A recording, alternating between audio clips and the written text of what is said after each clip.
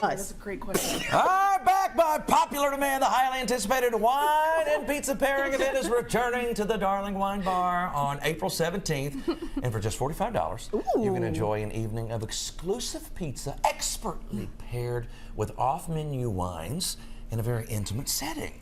Okay, so listen, we have Matty Evans, Alex Jones, and Julianna Santo joins us now to share more about their business and about the limited number of spots they have left for this night filled with delicious flavors. I mean, pizza and wine, what a wonderful pairing. So let's just jump into this. What can we get from the wine side? So we focus on wines that are low intervention and more natural. That just means like lower sulfites, less hangovers, lower sugar. We go with wines that have a story, smaller yield, so there's stuff that you might not find every day and everywhere. That sounds delicious. Oh, that does sound. Wait, you had me with low hangover. That's where you got me. Believe me. That's where you got me.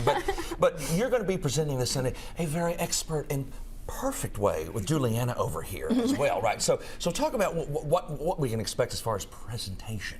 Sure, great question. Matty here creates some really wonderful pizzas with not everyday ingredients. And so Alex and I choose wines to pair with that so that we're bringing out the best in both worlds, both the pizza and the wines, and also what the winemakers create with the care of their grapes and vines and the love of their terroir.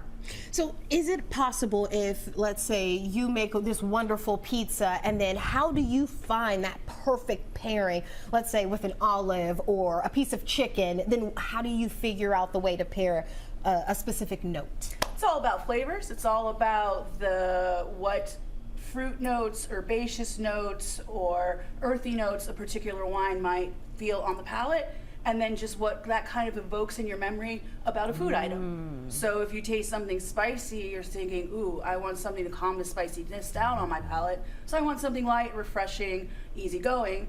Likewise, if you're eating something more robust, you want something to pair with that that's going to tone it down. So then you're going to look for a bolder wine.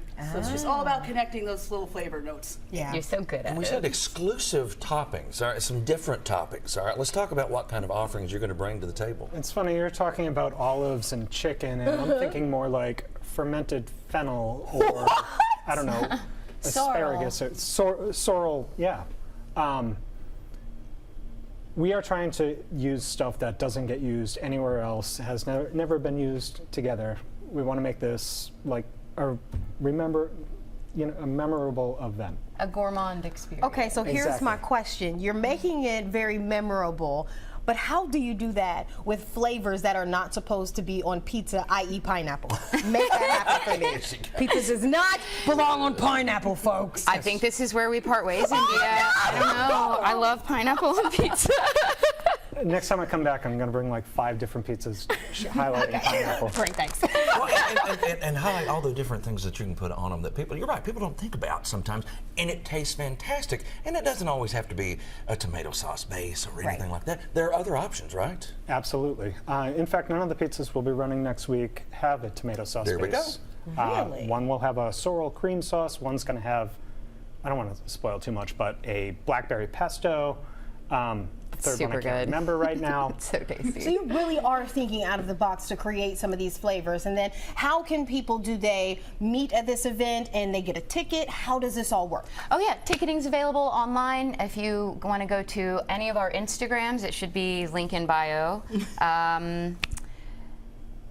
Facebook. And what about darlingwinebar.com? Can we find information there too? DarlingWineBar.com, you can definitely find information there. I do have a website. Thanks for reminding me.